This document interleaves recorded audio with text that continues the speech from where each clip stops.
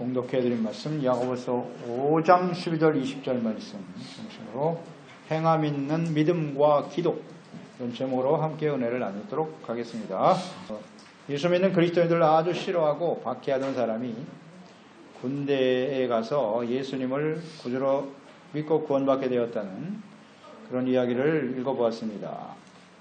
그런 예수님을 믿게 된 동기가 그 부대에 들어온 고참일 때 부대에 들어온 한 후임병 쫄병 때문이었다고 고백하고 있는데요. 그는 평소에 예수 믿는 사람을 아주 싫어했어요. 이유도 없이 싫어하고 박해하고 그랬었는데 이 고참일 때 가장 쫄병이죠. 이제 후임병이 신입병사가 들어왔는데 자기를 소개하면서 아주 당당하게 자기는 예수 믿는 사람이라고 그리스도인이라고 고백하는 것을 들었어요. 그래서 그래? 네가 예수 믿는 사람이라고? 그러면서 계속 괴롭혔어요. 그래서 쫄병을 화장실 청소는 너 혼자 다 해. 그래서 계속 화장실 청소만 시키고 하여튼 힘든 일은 다 그 쫄병한테 시켰다 그래요. 그리고 이제 보초가 새벽에 걸리면 잠에서 일어나서 보초 쓰기 싫으니까 그 쫄병 깨워가지고 야 네가 대신 나가. 그렇게 핍박을 했다 그래요. 그런데 그렇게 괴롭혀도 이 쫄병은 흐트러지지도 않는 거예요. 언제나 밝은 얼굴로 자기가 하는 말을 잘 순종을 잘해줬다는 거예요. 그래서 어느 날은 그 고참 병사가 야간에 보초를 쓰고 들어왔는데 다른 병사는 다 자고 있는데 그 쫄병이 엎드려서 기도를 하고 있는 거예요. 청건하게 기도하는 모습을 보면서 이 속에서 그냥 괜히 이유도 없이 화가 치밀어 올라가지고 비가 오는 그런 밤이었는데 진흙이 잔뜩 묻은 군화를 가지고 머리통을 후려쳤어요. 잠이라도 하지 뭐 하는 거야. 그리고 이제 잠을 잤는데 그 아침에 일어나 보니까 진흙투성이었던 자기 군화가 아주 깨끗하게 닦여서 그 침상 밑에 탁 정돈이 되어 있는 걸 보았어요. 기도하고 난 다음에 자기 머리를 후려친 그 고참의 진흙덩어리 군화를 깨끗하게 닦아서 놓고 잔 거예요. 그런 모습을 보면서 고참이 좀 마음에 감동을 받았다 그래요. 내가 저 친구가 믿는 예수님을 나도 한번 믿어봐야 되겠다. 그렇게 생각을 하고 그 주일날 그 쫄병과 함께 교회에 참석하게 되었다 그래요. 예배 참석해서 그 후로 계속 예수님을 믿게 되었고 거기서 회심한 이후에 지금은 목사가 되어서 주님을 섬기고 있다 하는 이야기를 읽어보았습니다. 그러니까 아무리 괴롭히고 힘들게 해도 사랑으로 섬겨줬던 그 쫄병은 아직도 잊을 수 없다. 그렇게 기록하고 있었어요. 그러니까 그리스도인은 종교적인 모습만이 아니라 항상 이렇게 의롭고 경건하게 살아가는 삶으로 나타나야 되는 것이죠. 그러니까 야고보서의 말씀의 핵심적인 가르침은 행함 있는 믿음, 살아있는 믿음이죠. 말씀을 지식으로만 갖고 있는 게 아니고 직접 삶을 통해서 실천하는 믿음이 그게 진짜 믿음이다. 행함이 없는 믿음은 죽은 믿음이다 라고 말씀해주고 있죠. 모든 그리스도인들은 야고보서 말씀을 통해서 자신의 믿음이 살아있는 진짜 믿음인지 죽어있는 가짜인지를 분별할 수 있습니다. 그래서 삶의 여정에 다가오는 여러 가지 시련과 어려움들이 있을 때 오히려 그것을 내가 성숙할 수 있는 계기로 온전한 그리스도인으로 세울 수 있는 계기로 여기고 기뻐하고 즐거워할 수 있는 사람, 그게 행함이 있는 살아있는 믿음을 가진 사람이라 그랬습니다. 또 예수 믿는 것 때문에 이렇게 박해와 고난과 어려움을 당할 때, 시련을 당할 때도 예수님께서 다시 오실 그날을 기다리면서 오래 참아 인내하고 자신의 마음을 부르심과 택하심으로 견고하게 굳게 세워야 한다고 그랬죠. 그리고 서로 원망하지 말고 비방하거나 원망하는 일을 버리고 많은 믿음의 선진들이 그 박해와 어려움 중에도 인내함으로 승리했던 그것을 본받아 승리하며 나아가는 것이 참된 그리스도인이다 라고 말씀해주고 있죠. 이제 오늘 본문 말씀은 야고보서의 마지막 결론 부분이에요. 그래서 행함 있는 믿음, 성숙한 믿음을 가진 그리스도인들은 어떻게 이것을 구체적으로 실천하며 살아갈 수 있을 것인가 하는 것에 대해서 말씀해주고 있네요. 그래서 이 마지막 부분에 강조하고 있는 핵심 키워드는 기도입니다. 기도. 야고보서의 결론이 기도예요. 우리가 행함 있는 믿음, 성숙한 믿음으로 주님을 섬기기 위해서는 기도를 실천해야 한다라는 것을 말씀해주고 있어요. 우리가 성숙한 그리스도인으로 살기 위해서 해야 할 일은 무엇일까? 첫째, 맹세하지 말아야 된다라고 말씀하고 있네요. 12절에 내 형제들아 무엇보다도 맹세하지 말지니 하늘로나 땅으로나 아무 곳으로도 맹세하지 말고 오직 너희가 그렇다고 생각하는 것은 그렇다 하고 아니라고 생각하는 것은 아니라 하여 정죄 받음을 면하라. 우리 그리스도인들이요 극한 고난과 시련을 만나게 될 때 종종 하나님께 맹세나 소원을 하게 되죠. 하나님 아버지 이 문제만 해결해 주시면 제가 하나님 앞에 어떻게 헌신하겠습니다. 헌금을 약속하기도 하고 내가 하나님 앞에 죽도록 충성하겠습니다. 이런 소원과 맹세를 하기도 하죠. 하나님뿐만 아니라 사람 앞에서도 자신이 말하고 있는 것을 꼭 지키겠노라고 신뢰를 얻기 위해서 하나님의 이름을 들먹이면서 맹세를 하기도 하지요. 그래서 하나님과 사람 앞에서 이렇게 함부로 맹세하는 것을 하지 말라라고 말씀하고 있네요. 그러니까 자신의 말에 대해서 이게 참되고 진실하다 증명하기 위해서 이렇게 맹세를 하게 되는데 하나님의 이름을 걸고 근데 사실은요 평소에 그 사람의 말과 행실이 참되다고 한다면 진실하다고 한다면 굳이 그렇게 하나님의 이름까지 들먹이면서 맹세할 필요가 없어요. 저 사람이 하는 말은 나는 믿을 수 있어. 이렇게 신뢰를 가지고 있는 사람 같으면 그런 말 할 필요가 없는 것이에요. 하나님 앞에서도 마찬가지죠. 하나님 앞에 말씀을 지켜 순종하는 진실한 모습으로 그 은혜에 감사하는 마음으로 내가 주님을 위해 섬기는 너무나 당연한 일이라고 여기는 사람은 굳이 그렇게 맹세나 소원할 필요가 없습니다. 그러니까 하나님의 이름을 내세울 정도라면 평소에 그 사람이 그 말에 대한 신뢰가 없다는 증거예요. 맹세를 함부로 하는 사람, 믿을 만한 사람이 못 돼요. 그러니까 신뢰를 보증하기 위해서 아주 습관적으로 경솔하게 하나님 앞에 사람 앞에 맹세하는 거 이것은요 하나님 앞에 죄를 짓는 것이라고 오늘 분명히 말씀해 주고 있네요. 그것을 만약에 지키지 못하게 되는 경우 하나님의 이름을 욕되게 하는 것이 됩니다. 그래서 오늘 말씀에 하늘로나 땅으로나 아무 다른 것으로도 맹세하지 말아라 말씀하고 있죠. 이것은 예수님께서도 하신 말씀이에요. 예수님께서 이 맹세에 대해서 아주 분명하게 가르치시고 명령하셨어요. 마태복음 5장 33절 이하죠. 또 옛사람에게 말한 바 헛 맹세를 하지 말고 내 맹세한 것을 주께 지키라 하였다는 것을 너희가 들었으나 나는 너희에게 이르노니 도무지 맹세하지 마라 그랬어요. 도무지 하지 말라고. 하늘로도 하지 말고. 왜? 그것은 하늘의 보호자입니다. 땅으로도 하지 마라. 이는 하나님의 말등상이야. 예루살렘으로도 하지 마라. 이는 큰 임금의 성이고 내 머리로도 하지 말라. 이는 내 한 토록도 희고 험기할 수 없기 때문이고 오직 너희 말은 옳다 아니라 하라. 이에서 지나는 것은 악으로부터 나느니라. 핵심을 말씀하셨어요. 하늘로도 땅으로도 예루살렘으로도 성을 하지 말라. 그러니까 사람들이 맹세할 때 하나님의 이름을 걸고 맹세하고 지키지 않으면 그게 죄가 된다는 걸 아니까 머리를 쓰는 거예요. 그래서 예루살렘으로 내가 하늘로 맹세하지 땅으로 맹세하지 그런 다음에 지키지 않으면서 나는 하나님의 이름으로 맹세하지 아니었거든. 그래서 나는 죄를 짓지 않았어. 이렇게 말 합리화시키는. 그러니까 예수님께서 아예 하늘로도 하지 말고 하나님이 거기 계셔. 땅도 하나님이 발등상이고 그러니까 아예 도무지 하지 말라 그랬어요. 옳다 아니면 아니다. 둘 중에 하나야. 그 외에 더 나는 것은 그것은 다 악이다. 지키지도 않을 것을 함부로 맹세하면서 지키지 않으면 그 자체가 악이라고 말씀해주고 있죠. 그렇다 아니라 둘 중에 하나예요. 하나님의 말씀을 아멘 순종하든지 주님의 말씀을 불순종하여 죄를 짓든지 그 중간은 있을 수 없다는 거예요. 합리화시키거나 자꾸 사족을 달고 이거 하나님이 원치 않아요. 그것은 다 악에서부터 나는 것이다. 하나님 말씀 앞에 우리 자신을 솔직하게 고백할 수 있어야 되고요. 함부로 맹세하고 거짓 약속 지키지도 못하는 일들을 하지 말아야 된다는 거예요.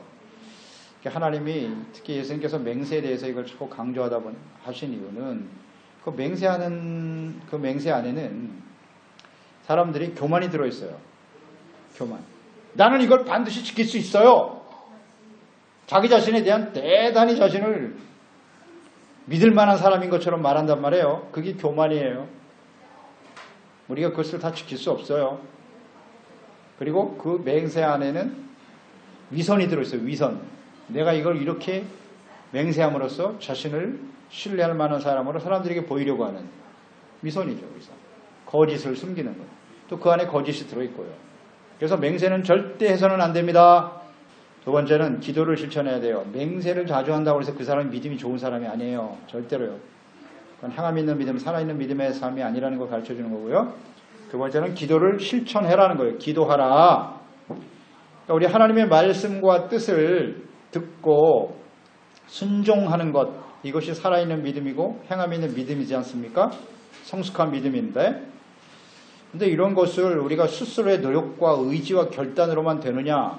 그렇지 않다는 겁니다. 성령의 도우심, 하나님의 도우심이 절대적으로 필요합니다. 그러니까 하나님의 말씀과 뜻을 알면서도 행하지 못하잖아요. 실제적으로 삶에 적용하지 못하고 실천하지 못하는 것이 일반적인 그리스도인들의 모습 아니에요? 말씀을 몰라서 못 지키는 사람도 있지만 오랜 동안 신앙생활을 하고 성경 읽고 또 하나님의 선포되는 말씀을 듣고 하면 하나님의 뜻을 알지 않습니까? 또 양심이 살아있기 때문에 우리가 잘못된 생각이나 행동을 하면 양심이 찔려요. 근데 그걸 그대로 하지 않습니까? 순종을 못해. 사도 바울과 같은 위대한 주의 종도요. 이 일로 인해서 탄식하며 고통스러워했어요. 로마서 7장 22절 이하죠. 내 속사람으로는 하나님의 법을 즐거워하되 내 지체 속에서 한 다른 법이 내 마음의 법과 싸워 내 지체 속에 있는 죄의 법으로 나를 사로잡는 것을 보는도다. 오호라 나는 곤고한 사람이로다. 이 사망의 몸에서 누가 나를 건져내랴. 탄식하지 않습니까? 사도 바울도 그런데 우리도 마찬가지예요. 하나님의 말씀을 따르려고 하는 마음은 있어요. 한편에는. 그런데 여전히 육체가 시키는 대로, 자신의 감정이 시키는 대로, 내 생각과 뜻이 옳다고 여기는 대로 행동하려고 하는 우리의 모습들이 있다는 것이죠. 그래서 기도가 필요한 거예요. 그래서 기도에 대한 예수님의 명령, 이건 예수님의 명령이에요. 많이 나와 있는데요. 마태복음 26장 41절, 십자가 지시기 전 겟세마네 기도죠. 제자들에게 부탁했습니다. 명령하신 거죠, 사실은. 시험에 들지 않도록 깨어 기도하라.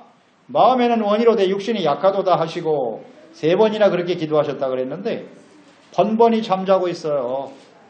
베드로와 야고보 요한 데리고 올라갔는데 시험에 들지 않도록 기도하라고 했는데 결국 예수님 고난당할 때 다 도망치고 말잖아요.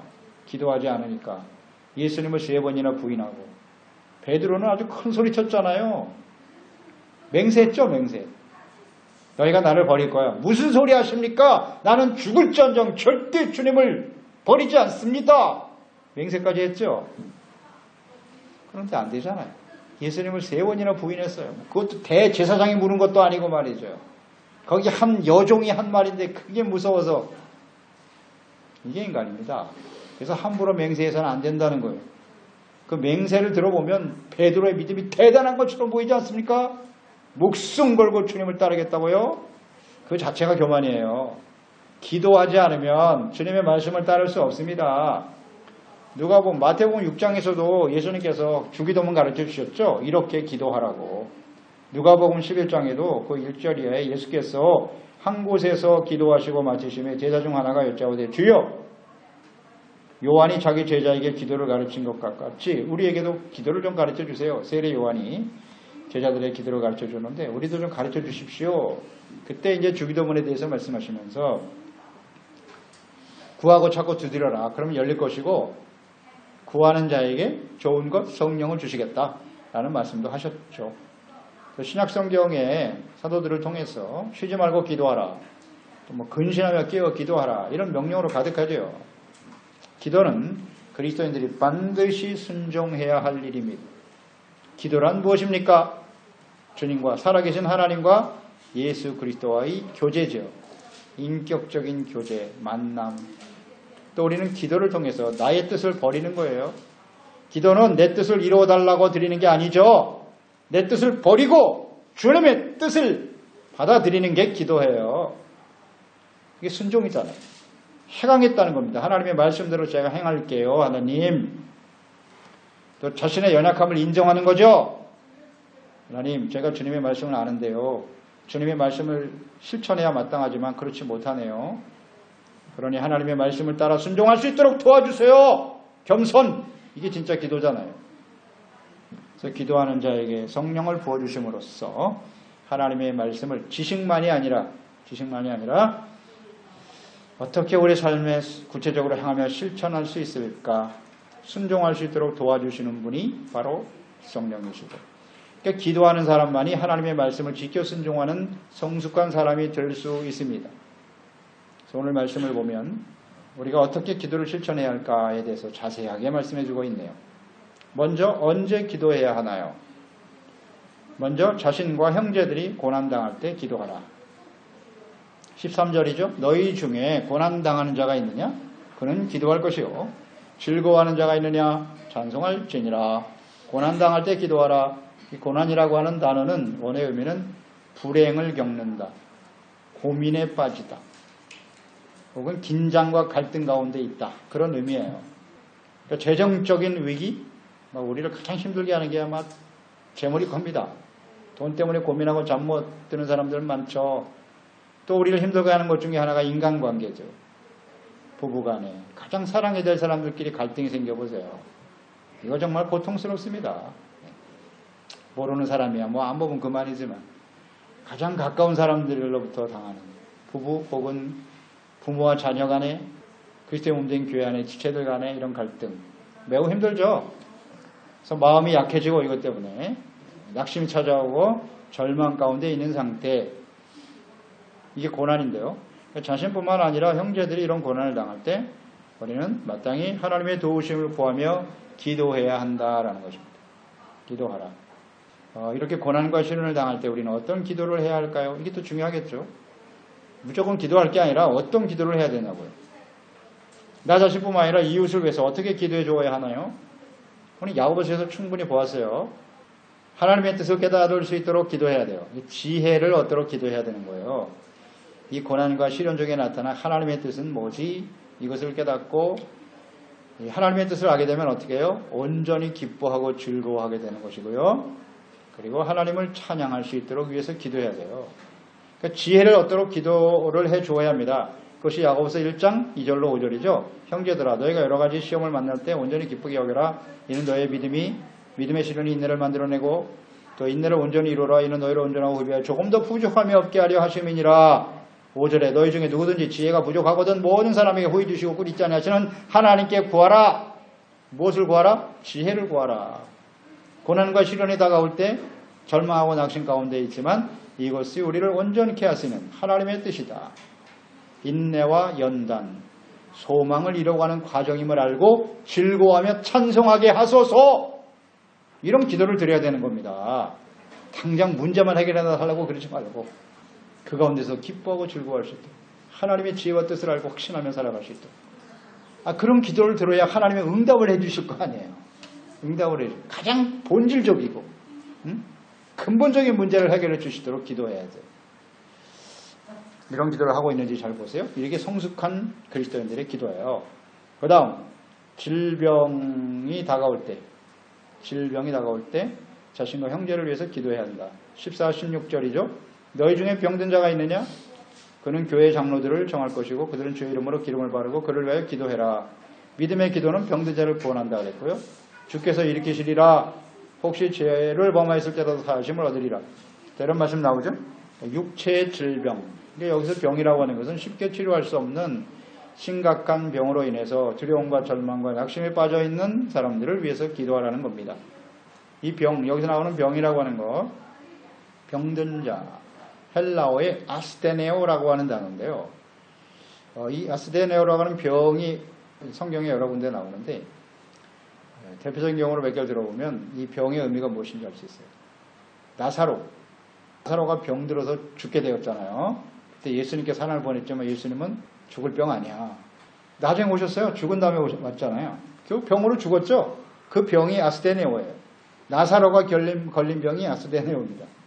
그 다음에 사도행전 9장에 보면 요바에 있는 다비다라고도 하고 도르가라고 하는 여제자인데 구제와 선행을 일삼던 아주 신실한 여자였죠. 근데 그 도로가 죽잖아요. 병에 걸려 죽었죠. 근데 베드로가 가서 기도하니까 다시 살아나죠. 그 병이 바로 아스테네오예요. 또 이 단어가 사용된 게 어디에 나오냐면 요한복음 5장에 보면 베데스다 연못가에 38년 된 병자 나오죠. 절망적이에요. 일어날 수도 없고 누가 가서 좀 그 연못에 던져주면 살아날 텐데 던져줄 사람도 없어요. 절망적이에요.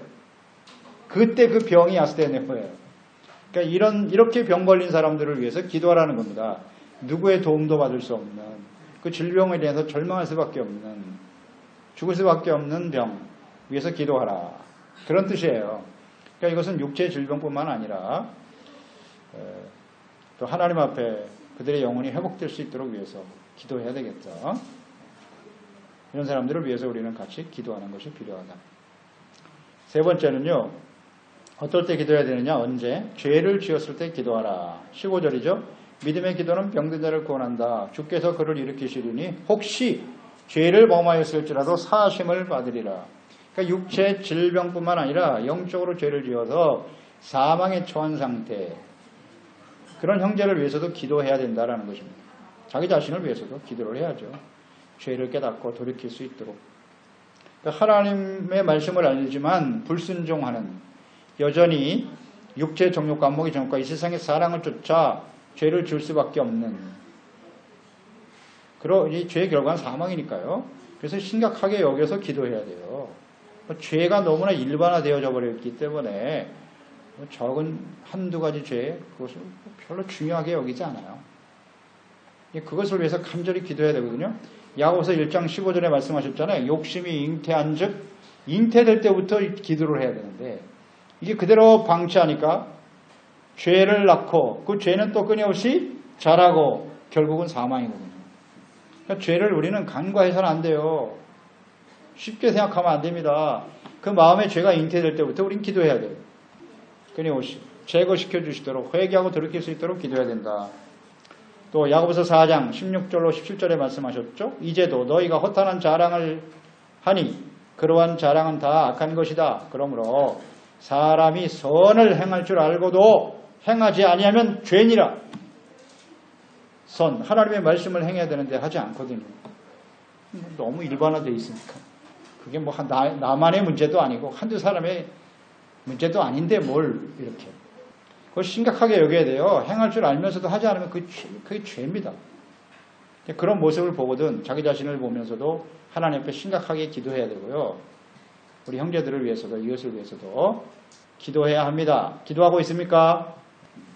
그러니까 하나님과의 관계가 회복될 수 있도록 끊임없이 의와 거룩함과 진실함으로 살아갈 수 있도록 서로를 위해서 기도해 줘야 합니다. 정죄하고 비판하라는 것이 아니잖아요. 깨닫고 돌이킬 수 있도록 기도해야 한다. 기도를 하지 아니할 수가 없죠. 우리가 완벽하지 못하니까요. 누구도 완전한 사람 없어요. 죄를 짓지 않은 사람 아무도 없어요. 그러니 매일 기도할 수밖에 없지 않습니까? 기도할 것이 없다. 이건 뭐 굉장히 심각한 상태입니다. 나는 기도하지 않아도, 우리 형제와 가족과 이웃을 위해서 기도하지 않아도 그럴 사람은 아무도 없어요. 그 다음 어떻게 기도해야 할까요? 언제? 어떻게? 먼저는 교회와 함께 합심하여 기도해야 된다고 나와 있어요. 합심기도 5장 14절 16절 너희 중에 병든 자가 있느냐? 교회의 장로들을 청할 것이고 그들은 주의 이름으로 기름을 바르고 그를 위하여 기도할지니라. 또 16절에도 그러므로 너희 죄를 서로 고백하며 병이 낫기를 위하여 서로 기도하라 이렇게 나와 있네요. 교회의 이 목사와 재직들을 청하고 교회종과 재직들은 또 교회 성도들에게 부탁하는 거죠. 이런 문제가 있으니 우리가 함께 기도합시다. 합심기도 중보하도록 요청하고 모든 교회가 함께 기도하는 거예요. 개인 기도는 은밀하게 하고 은밀한 중에 하는 것이고요. 남에게 보이려고 하는 기도는 의미가 없고 예수님께서도 기도를 절대 외식하면 안 된다 그랬고요. 그러니까 서로를 위해서 함께 합심으로 기도하는 게 대단히 중요해요. 합심 기도해라. 그러니까 내가 기도해서 이런 놀라운 역사 일어났어. 이게 굉장히 위험해요. 이런 생각하면 안 돼요. 그리스도인들은. 내가 기도해서 말이야 당신이 그렇게 아니거든요. 모든 성도들이 같이 기도하는 거예요. 같이 합심으로 기도했기 때문에 하나님께서 응답해 주신 것입니다 라고 말할 수 있어야 돼요. 그게 성숙한 그리스도인이에요. 합심으로 기도해라. 간혹 그런 사람들 종종 봅니다. 무슨 자랑도 아니고 뭐예요 그게. 은근히 자기를 나타내는 거죠. 그건 온전한 그리스도인의 모습은 아니에요. 성숙한 모습은 아닙니다. 마태복음 18장 19절에도 진실로 다시 너희에게 이르노니 너희 중에 두 사람이 땅에서 합심하여 무엇이든지 구하면 하늘에 계신 내 아버지께서 그들을 위하여 이루게 하시리라. 두 사람 이상이 합심으로 기도할 때 하나님 응답하신대요. 쉽지 않아요. 벌써 두 사람 세 사람 되면 서로 뜻이 달라. 생각이 달라. 이렇게 합심으로 하나님과 이웃을 사랑하는 마음으로 기도할 때 하나님이 응답하십니다. 합심 기도해야 합니다. 그 다음 두 번째, 기름을 바르고 기도하라 그랬네요. 기름을 바른다라고 하는 것은요, 질병을 위해서, 병을 위해서 기도할 때 약도 쓰고 치료하면서 그렇게 기도하는 것이 필요하다는 뜻이겠죠. 우리가 보통 질병에 대한 잘못된 생각이 있는데요. 첫째는 질병은 의학으로만 치유될 수 있다라고 생각하는 사람입니다. 그냥 전적으로 의술, 약 여기만 의존하려고 하는 사람이 있고요. 또 두 번째, 모든 질병의 원인은 다 죄다. 마귀 때문이다. 그래서 무슨 질병만 일어나면 다 그냥 뭐 마귀, 죄 이런 것만 계속 생각해요. 그런 이단들도 있죠. 그래서 배 아픈 것도 귀신 떠나가라. 감기만 걸려도 감기 귀신 떠나가라 이러고 있어요. 이렇게 생각하는 사람이 있고요. 그 다음 세 번째 잘못된 생각은 질병은 하나님이 고쳐주신다고 생각하고 절대 약 안 먹어요. 병원에도 안 가. 하나님만이 고쳐주실 줄 믿습니다. 이게 잘못된 생각이에요. 기름을 바르라고 하는 것은 약과 의학적 치료를 받는 것 필요하다는 거. 그게 죄가 아닙니다. 그게 믿음이 없는 게 아니에요. 같이 치료하라는 거예요. 다만 우리가 뭐 약도 먹고 병원에도 가지만 근본적으로 우리를 치료해 주시는 분은 하나님이시다 라는 것을 믿는 거죠. 출애굽기 15장 26절 나는 너희를 치료하는 여호와의 민이라. 이렇게 하나님 앞에 겸손히 믿고 구하는 것 필요하죠. 기름을 바른다고 하는 것은 그런 뜻이고요. 그러니까 우리가 하나님 앞에 기도도 하지만 우리가 해야 할 일도 해야 된다. 그런 뜻이에요. 세 번째는 죄를 회개하면서 기도해야 된다. 5장 15절 16절에 나와 있는데요. 믿음의 기도 병든 자를 구원하리라 말씀하셨고 주께서 그를 일으키신다고 말씀하셨고요. 일으키는 분이 하나님이세요. 혹시 죄를 범하였을지라도 사하심을 받으리라 이런 말씀 있죠. 서로 또 죄를 서로 고백하면서 병이 낫기를 위해서 서로 기도하라 이런 말씀도 있고요. 의인의 간구는 역사하는 힘이 많으니라. 힘이 크다. 그렇습니다. 모든 질병의 근원이 원인이 다 죄는 아니에요. 하나님의 영광을 나타내는 질병도 있어요. 하지만 많은 부분이 자신의 어떤 관리 소홀로 인해서 정욕, 육체의 정욕에 이끌려 행동함으로써 얻어지는 질병도 있고 시련도 있죠. 막 그런 부분들이 대부분일 거예요. 너무 먹는 거 좋아해가지고 요새 성인병이 다 뭐예요? 너무 많이 먹어서 걸리는 병이잖아요. 그게 다 정욕이거든요. 그걸 다스릴 줄 모르는 거예요. 자기 관리 소홀이에요. 운동도 열심히 해야죠. 하나님의 것인데.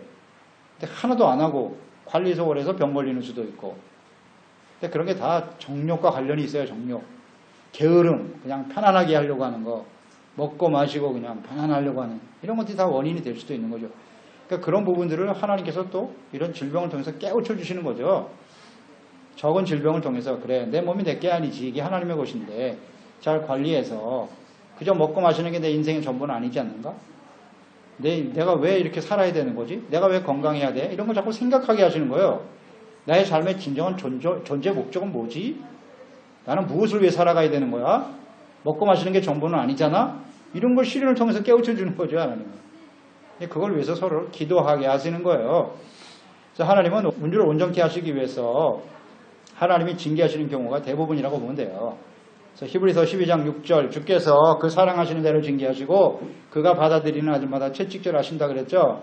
그를 잠시 자기 뜻대로 우리를 징계하였거니와 오직 하나님은 우리의 요익을 위하여 이게 중요해요. 그의 거룩하심에 참여하도록 하기 위해서 물론 징계가 당시에는 즐거워 보이지 않고 슬퍼 보이지만 후에 그로 말미암아 연단받은 자들은 의와 평강의 열매를 맺느니라. 아멘. 이게 시련과 어려움을 주시는 목적이니까 그 이 시련 앞에서 우리 죄를 버리면 돼요. 말씀에 내가 불순종한 건 뭐지? 내가 혹시 교만하진 않았나? 아직도 욕심에 이끌려 살아가고 있지 않나? 생각하고 회개하고 돌이키면 되죠. 그래서 의와 거룩함으로 참된 평강으로 회복되어지는 것 하나님의 뜻이 아니겠습니까? 어려운 일 아니에요. 나는 죄가 없는데 왜 이런 일을 나에게 당하게 하시는 거예요? 교만, 내가 완벽하다고요? 죄가 하나도 없어요? 이것처럼 어리석은 자가 어디 있습니까? 겸손해지면 돼요. 말씀으로 돌아가서 돌이키고 회개하고 고백할 때 하나님께서는 반드시 의와 평강의 열매를 맺게 해주십니다. 그래서 죄를 생각하고 회개하면 되는 거예요. 시간이 가면. 그래야 하나님께서 그 의인의 기도를 들으시고 역사하시겠죠. 네 번째, 믿음으로 기도하라 그랬네요. 믿음으로 기도하라. 15절이죠. 믿음의 기도는 병든 자를 구원하리니 주께서 그를 일으키시리라. 믿음으로 기도하라. 우리의 기도가 믿음을 바탕으로 하는 것이어야 되죠. 믿음의 기도가 아니면 하나님 받으실 수 없어요. 야고보서 1장 6절로 7절에 오직 믿음으로 구하고 조금 더 의심하지 말라. 의심하는 자는 마치 바람이 밀려 요동하는 바닷물결과 같다. 이런 사람은 무엇이든지 주께 얻기를 생각하지 말라. 의심하는 사람의 기도, 의심하는 기도는 절대 듣지 않는다 하셨어요. 응답도 없어요. 근데 문제는 믿음으로 기도한다라고 했을 때 그 믿음이 어떤 믿음이냐라는 거죠. 믿음의 근거가 뭔데요? 자기 자신의 믿음, 자기 자신을 믿는 사람이 많아요. 내가 신앙생활을 얼마 했고 믿음의 근거는 하나님의 말씀, 하나님의 말씀에 근거하고 하나님의 속성, 하나님 어떤 분이시지? 그 말씀과 하나님의 뜻에 맞는 그 기초한 믿음을 가져야 되겠죠? 그런 믿음은 절대 흔들리지 않아요. 절망하거나 낙심하지도 않고요. 두려워하거나 걱정하지도 않아요. 그런 믿음으로 하나님께 기도하는 것, 이것이 필요하죠. 자꾸 의심이 일어난다면 나의 믿음의 근거가 말씀이 아니라고 빨리 고백하세요. 솔직하게. 고백하면 되는 거예요. 하나님이 우리를 온전케 해주시는 분인데. 그래서 이렇게 믿음으로 기도할 때 그 믿음이 의인 걸 아시죠? 하나님은 믿음의 사람을 의로 여기신다 그랬어요. 그리고 죄를 깨닫고 회개하고 돌이킬 때 그 기도가 의인의 기도가 되는 거예요. 믿음의 기도가 의인의 기도고 죄를 회개하고 용서받는 기도가 의인의 기도죠. 그 기도가 놀라운 역사를 만들어낸다. 그 대표로 예를 든 사람이 엘리야네요. 17절로 18절이죠. 엘리야는 우리와 성령이 같은 사람이로되 그가 비가 오지 않기를 간절히 기도한 즉 3년 6개월 동안 땅에 비가 오지 아니하였고 다시 기도하니까 하늘이 비를 주고 땅에 열매를 맺었느니라. 엘리야는 우리와 똑같은 사람이다. 슈퍼맨이 아닙니다. 특별한 사람이 아니에요. 다만 하나님의 말씀을 듣고 믿었어요. 믿고 3년 반 동안 이 땅에 비가 오지 않을 거야. 비가 오지 않게 하시는 하나님의 뜻은 뭐예요? 이스라엘 백성들이 우상 숭배하니까 그 우상에게 가서 맨날 비 달라. 비를 내려주세요.